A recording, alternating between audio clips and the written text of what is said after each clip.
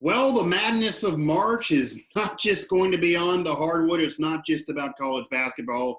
As the National Football League rears its ugly head and snags some headlines and some major headlines around the Pittsburgh sports scene, to say the least. So, our focus here, of course, on this episode of Mic'd Up here on Pittsburgh Sports Live and Pittsburgh Sports Now, our morning show of sorts, will focus on some major news around the Pittsburgh Steelers and around the National Football League in particular. We might touch on some Penguins at the tail end. Mike Vukovcan, Mike Asti here on Mic'd Up, brought to you by Martin Lawn Services, 412-849-5894. And Mike, just in the nick of time in terms of Steeler fans realizing their offseason and the Steelers kind of figuring out what their path is going to be. It's been the inevitable for some of us. Some are surprised, but nonetheless, the NFL has its legal tampering period get announced Monday afternoon. That goes until 4 p.m. Wednesday. And then immediately we're already seeing Steeler news about Steelers either coming back, Cam Sutton being that Steeler, or Matt Filer taking the money and leaving Pittsburgh, and Bud Dupree, a major domino falling, taking the money, getting $16.5 million in a multi-year deal with the Tennessee Titans to leave Pittsburgh. Juju Connor's still left to go. We know Ben's going to be back. Steelers offseason now kind of unfolding. It's not necessarily positive for Pittsburgh in many respects. Granted, with the cap situation that they had, it kind of was inevitable, as I said earlier. What are your just takeaways from just the first day, last night's, yesterday's news around the Pittsburgh Steelers off this legal tampering period and these dominoes already falling? Send Cam Sutton back, but what does that maybe mean about Mike Hilton and company and Bud Dupree gone? I think if you graded the day one, I think the Steelers came out pretty well, all things considered. I'm a big fan of Cam Sutton, and I think for him only to get 2 years, $9 million, I think that was a win for Kevin Colbert and the Steelers. Surprised he didn't get more, considering he's played.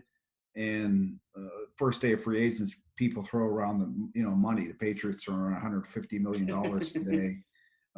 So I was surprised at that. I really think that the Steelers, and I don't want to, when I say this, I don't want to downplay his importance the last couple of years, but I think the Steelers are going to be okay with Alex Highsmith as replacing Bud Dupree. I really do. I know he's contributed 19 and a half sacks the last 2 seasons, but I knew he was gone. The Steelers knew he was gone, and I think they were preparing for that last year when they took him with their 3rd pick. I think they'll be fine with him. And Matt Filer, I'm sorry, he's a nice backup to have, but to give him $21 million, Steelers could find somebody that will do what Matt Filer will do. So I really don't think the Steelers had much of a loss on the opening day of free agency, and they got a win, I think, by only having to pay Cam Sutton $4.5 million a year. I think Bud Dupree is a loss for Pittsburgh. It was something that I expected. I never thought he'd be back as a Steeler, and really we always knew he was looking to cash in. And if it wasn't for the injury at the end of last season, which certainly affected the end of last season for the Steelers, he probably would have been gone in everyone's mind the second the season was over. People thought maybe there was a chance of having him come back because his value would be so low. Maybe he'd come back for a short-term deal that we talked about a few days ago, just for the fact that he needs to beef up the value again. Not the case with the money that's out there. The Titans are desperate. They want to get over the hump. They were willing to pay him. He's going to take the money. Not surprising. I will think that will put pressure on Highsmith. That will make it harder on TJ without having a veteran over there. Highsmith will only be doing it for a second year or first full season. So we'll see. I think that's going to be a ding. Cam Sutton's nice to bring him back to the Steelers for sure. I also think that probably means Mike Hilton is gone, and Mike Hilton's been counting down the days of free agency 4 days. So what does Mike Hilton's potential loss mean for Pittsburgh? Would you rather have Sutton than Hilton? If you had to pick between the two of them, because that's been a debate most of the offseason, are you happy to have Cam Sutton here knowing Hilton's probably leaving, or would you have rather paid Sutton or paid Hilton and let Sutton go? It doesn't seem like both are possible because it clearly appears Joe Hayden's going to remain a Steeler. Yeah, I don't. I think Mike Hilton. Uh, if I had if I had my choice, I would take Mike Hilton. But I think like Bud Dupree did the last couple of seasons, I think Mike Hilton outpriced himself in Pittsburgh by how well he's played. He's been one of the more, if not the most consistent Steeler in their secondary the last couple of seasons. And as he continued to get better, and with their salary cap, where is that? They knew that somebody's going to pay him money. He's not getting 2 years, $9 million like Cam Sutton, and so if I had a pick, obviously I would take Mike Hilton, but that's not going to happen. He's not going to take a hometown discount to stay here in Pittsburgh. Although he did found that he was able to find a place where he was able to excel in their defense, and they used him.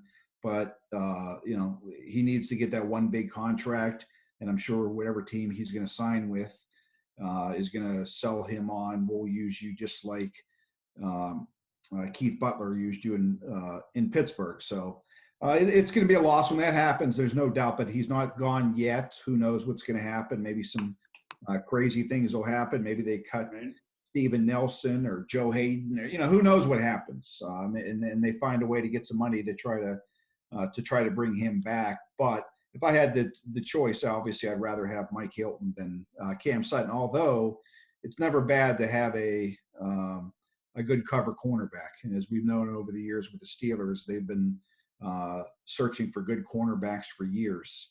And I think they finally, he's one of the first guys that they were able to actually draft and develop. You can't say that too often with the Steelers. They, pick guys like Joe Hayden who trade. They were able to find a guy and develop him, and it's nice they're able to keep him at least for a couple more years. Mic'd up here, Mike Vukovcan, Mike Asti here on Pittsburgh Sports Live and Pittsburgh Sports Now, talking Steelers, talking NFL offseason, talking free agency madness so far, and we're not even officially at the open of free agency. I do think that's certainly something. Mike Hilton, an underrated piece, I feel like, around the NFL, so it'll be interesting to see what his market is. He's been counting down the days, literally. It's part of how I know when free agency is going to start. So he's very likely gone, but that is not official yet here as we're speaking on this Tuesday morning. So we will see. I can't imagine. I would have thought between the two, Cam would be more likely to take the hometown discount. That does work money-wise. It's a relatively friendly deal that he's going to return on. I don't think Hilton's going to be doing that. We'll see, though. Interesting notes, though, are outside of just the Steelers. The Browns, for example, signed former Rams safety in John Johnston, who led them in tackles, one of the better members of their secondary. Speaking on secondary, the weakness for the Browns last year was the secondary, 22nd in the league. So adding Johnson definitely is a major piece for them. They're adding a key piece, an underrated player in the league. It's on a relatively friendly deal, despite for a few years, and they're doing it to fill a need. So just impact around the league. You mentioned the Patriots spending all that kinds of money. The Ravens losing some pieces. The Raiders are trying to improve, and they've been in rumors for Juju and others. Connor still maybe could go. That's dominoes not dropped yet, and it seems like everyone believes Connor to leave Pittsburgh. So in terms of around the league, anything else to note in terms of teams getting better? Does this make the Browns even more formidable that would put the Steelers a peg back because they beat Pittsburgh, and now they filled their only weakness, really? The Patriots, just because of their name, I think they're getting a lot of headlines, and they spend a lot of money. This is the most Bob Kraft has spent in the open years as far as free agency goes. It's not common, except for that Moss situation, which was a trade. They don't normally go out and sign free agents unless they're at the end of their career and they try to give them a charity ring at the end. It's pretty much what they do. And I think this was a product of their. I almost felt as though I feel as though he almost felt the pressure in having a losing season, and their fan base up there wasn't used to it. And they had to do something because they know I think the biggest thing is their quarterback position is still unsettled. And although they spent $150 million today in money, I think they got players. We'll see how much better they are. I don't know. I don't know if they signed guys that just had career years and they based it off of 1 year, we'll see if it's good or not. Do you think Brady put any pressure on them, and Brady winning puts pressure, or just they want to get back to their? I just think losing in general, that organization is not used to that. The thing that stood out to me though was the Ravens and losing their two best pass rushers. Yannick Ngakoue signed with the Raiders. They picked him up in a trade last year from Jacksonville. And then Matthew Judon went to New England on a huge $46 million deal. We know the Baltimore Ravens, they're for as long as I can remember, they're built on running the football and getting after the quarterback. And they lost two guys yesterday that got after the quarterback for them. I'm sure they feel I'm not as versed. I'm sure they have guys in their organization that they feel like I feel Alex Highsmith can replace Bud Dupree. But on the surface, those are two Pro Bowl players that are gone off their defense. So, we'll see that was the biggest thing. And the other thing that it stood out to me a little bit, now that Bud Dupree's gone, Ben's back, the next annoying story for the Steelers until it's gone is when Juju's going to leave. Annoying is an understatement. Yes. Yeah, exactly.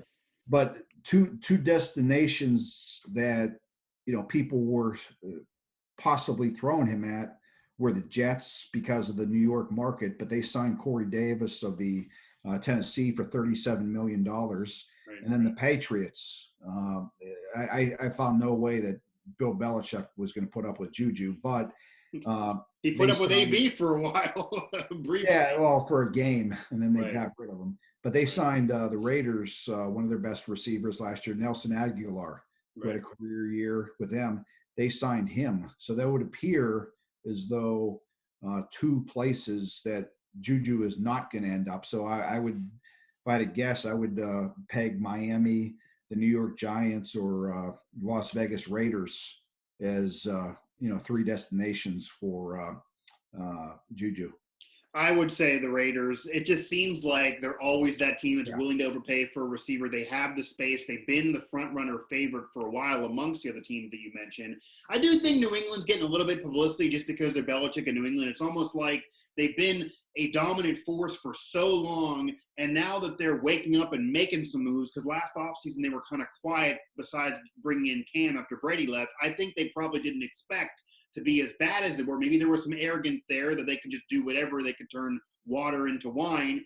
And now they have to do some work, so people are freaking out. We see CBS Sports and other places saying, can you imagine a Brady versus Patriots Super Bowl? Like, the Patriots are so far away from that still on the field. Yeah, exactly. And Cam Newton is still their quarterback. And to me, he's been declining for years. I get in trouble every time I bring it up on Twitter, but doesn't seem to me to be the guy leading them there. So that position has not been finalized. And that was the one position for so many years that while they didn't want to spend money and they had players that weren't all pros that Brady could elevate, that's not there right now. So we'll see. It's interesting what they're doing. It will be interesting, Juju and Connor, when those dominoes fall.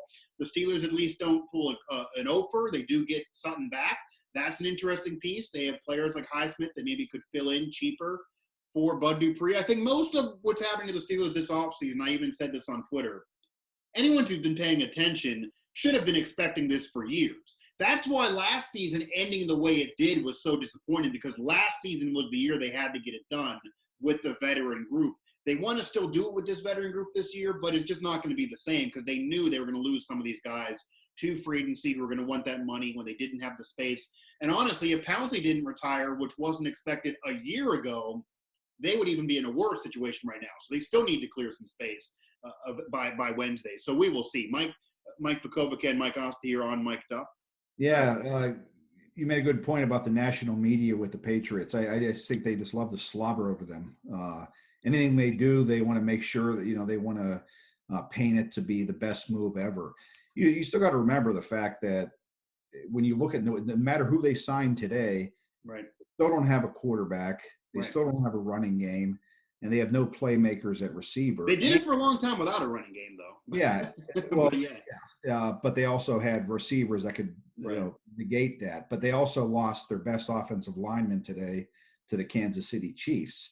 So they could sign whoever they want here. This team is still not close, Yeah. being an elite team in the AFC. No matter how much they want to spend, they still have too many holes that aren't going to be able to be filled in one off season. And you can't make up for it with the Hall of Fame quarterback like you did before with Tom Brady and Right. when the Patriots were in their dynasty, and with what the Bills are doing, how good they were last year. And you mentioned it, kind of the underrated note of the offseason so far, a day in, is the Chiefs adding somebody and getting better and more protection for Patrick Mahomes. Right. No one's talking about it because all these big name moves, but the Chiefs are quietly still the prohibited favorite in the conference to get back there 3 years in a row.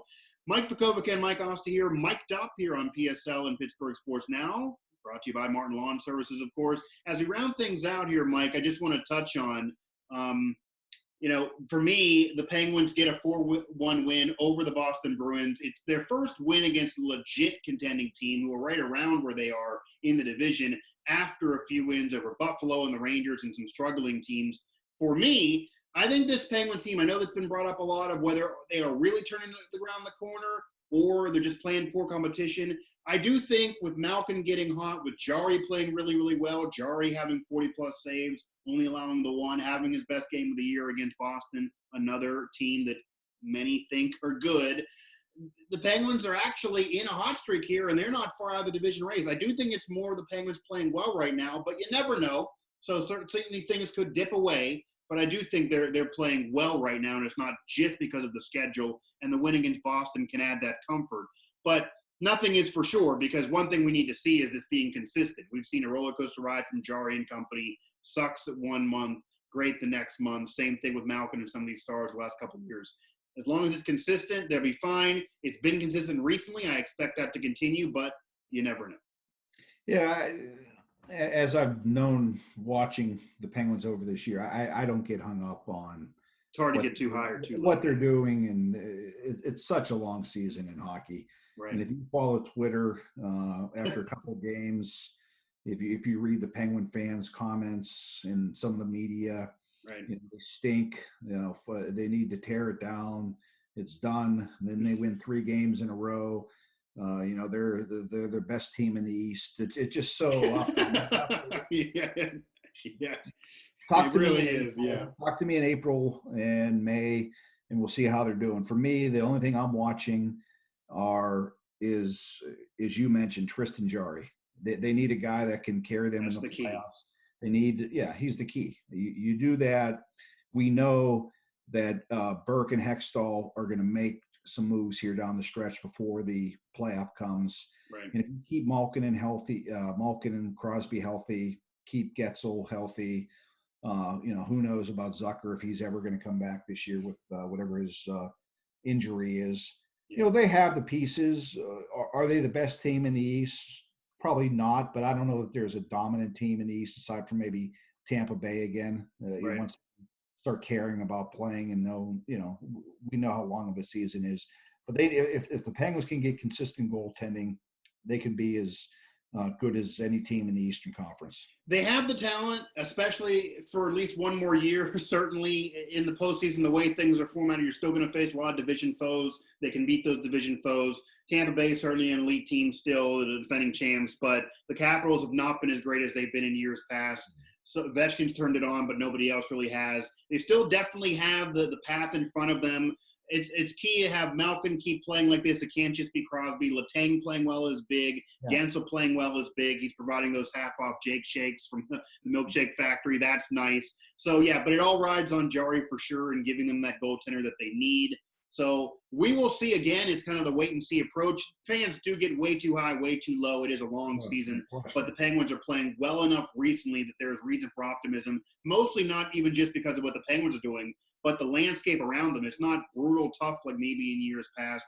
It is a winnable situation. They do have the stars to turn it on. And they do, honestly, have an easier schedule the rest of the way than the Caps do, than Tampa Bay does, than even Boston does, than those teams. So even if it is the schedule, they're going to be benefiting from the easier schedule because it's backloaded, and they should get a better seed than they would have had if they had a tougher schedule. So the schedule is going to benefit them, and they got to take care of business, but nothing is guaranteed. Stay healthy. As we know, You have as good a roster as want, but if you're going into the playoffs with a banged up roster of guys that aren't able to play or have secret silent injuries that nobody Right. or they're playing, but they're playing hurt, that doesn't help you. Give this team, if you give me the Penguins, a healthy roster and a goaltender that's playing reasonably well, I'll take my chances with 87 and Malkin. Yeah, and I also think that the one thing the Penguins are doing right now, no matter how the rest of the season finishes, as you mentioned, Burke and Hextall are going to really go for it, I believe, at the deadline.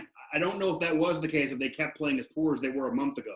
There was conversation on what are they going to do? Are they going to maybe not get rid of those stars, but are they going to try to kind of just wait and see and sell the farm a little bit and try to build it back up again around those stars at the end of their careers? Maybe trading a Dumoulin, for example, or try to get some value from the defense.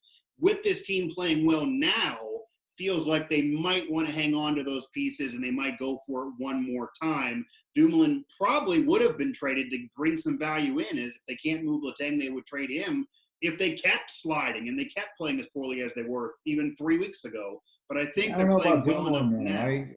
now I'm a big to fan of stay his. close. I No, he's good. Yeah, absolutely. yeah, I don't know that. I think he's actually their most when everyone's healthy. Um, to me, he's their most consistent defenseman. I don't know that they Yeah, want to. two-way, because Letang's doing it offensively, Yeah, not exactly. every He's way. on and off. When he's Right. good, he's good, but there's a lot of times he's not so good. Dumoulin just seems like that steady rock that you're getting both offense and defense. He's the one guy. He's probably the one guy in defense that I wouldn't trade. If you want to tell Yeah, me, yeah, yeah, what's no, I don't know if I would do it if I were them, but I think the reports were, and at least some in the know were thinking that it might happen just for the fact that if they had to trade somebody to get value back, he would be the piece that would bring you the most value back. Whereas nobody else would really bring you value back. POJ already off the NHL club. yeah. You're not going to give up on somebody that young. But Dumoulin seems to be the most consistent piece to this point. I don't think anything like that's going to be happening now with how they've been playing recently, unless they would really slide back, but they do have an easy schedule coming up. That'll do it here for this Tuesday edition of the show. We got more madness, I'm sure, coming up on the Oh yeah. NFL Wire. Every minute seems like some news could break, so we could close this show and be missing some topics. That's just the case with the Daily Show, and that's just the case right now with the NFL offseason and this week especially. And then, of course, college basketball will bring that madness flavor at the end of the week. For Mike Vukovcan, for all of us at Pittsburgh Sports Now and Pittsburgh Sports Live, that does it for this Tuesday edition of Mic'd Up, presented by Martin Lawn Services, 412-849-5894 to contact Martin. I'm Mike Asti. Have a good day.